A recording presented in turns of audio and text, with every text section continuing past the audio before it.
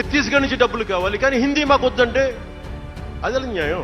தொடர்ந்து தொகுதி மறுசீரமைப்பு குறித்து அனைத்து கட்சிகளும் விவாதிக்க வேண்டும் என்ற அவர், தமிழில் ரூபாய் சின்னம் மாற்றப்பட்டுள்ளது, இதுபோல மற்ற மாநிலங்களிலும் ரூபாய் சின்னத்தில் மாற்றங்கள் வலியுறுத்தப்பட்டால் மாநிலங்களுக்கு இடையே ஒற்றுமை இருக்காது, உயர் பதவிகளில் இருப்பவர்கள் இது போன்ற செயல்களை செய்வது சரியல்ல என்றும் பேசியுள்ளார். డీలిమిటేషన్ జరిగితే పార్లమెంట్ సీట్లు దక్షిణాదికి తగ్గిపోతాయి అంటే అసలు తగ్గుతాయా లేదని డిస్కషన్ పెట్టండి. దానికి నేను రూపీ సింబల్ మార్చేస్తాను, నా భాషలో పెడతానంటే అప్పుడు మేము తెలుగులో కూడా పెట్టాలి, దానికి కన్నడ వాళ్ళు కన్నడలో పెట్టాలి, గుజరాతీ వాళ్ళు గుజరాతీలో పెట్టాలి, మహారాష్ట్ర వాళ్ళు మహారాష్ట్రలో పెట్టాలి.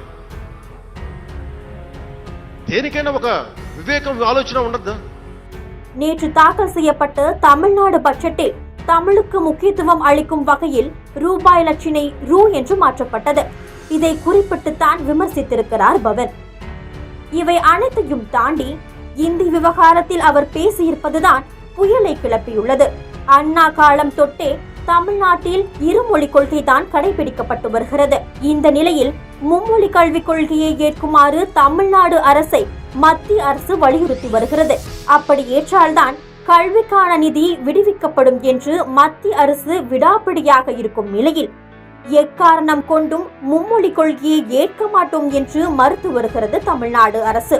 தமிழ்நாட்டில் ஆளும் கட்சியான திமுக, அதன் கூட்டணி கட்சிகள், எதிர்கட்சியான அதிமுக, விஜயின் தாவேகா உட்பட அனைத்து கட்சிகளும் மும்மொழி கொள்கைக்கு எதிர்ப்பு தெரிவித்துள்ளனர்.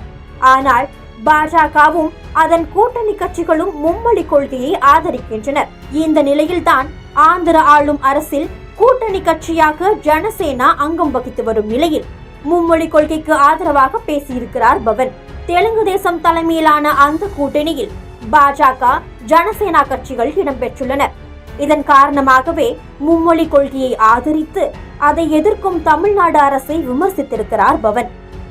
இந்தி பேசும் மாநிலங்களில் இருந்து வேலைக்கு ஆட்கள் வேண்டும், அங்கு இருக்கும் சினிமாவில் இருந்து பணம் வர வேண்டும், ஆனால் இந்தி மட்டும் வேண்டாமா, இது நியாயமாகுமா என்று அடுக்கடுக்கான கேள்விகளையும் எழுப்பியுள்ளார். இதை பார்க்கும் பலரும் சினிமா வேறு, அரசியல் நிலைப்பாடு, மொழிக் கொள்கை என்பது வேறு, இரண்டையும் எப்படி பொருத்தி பார்க்க முடியும் என்று கேள்வி எழுப்பி வருகின்றனர். இந்த விவகாரத்தில் பவன் கல்யாணின் பேச்சு குறித்த உங்கள் கருத்தை கமெண்டில் குறிப்பிடுங்கள்.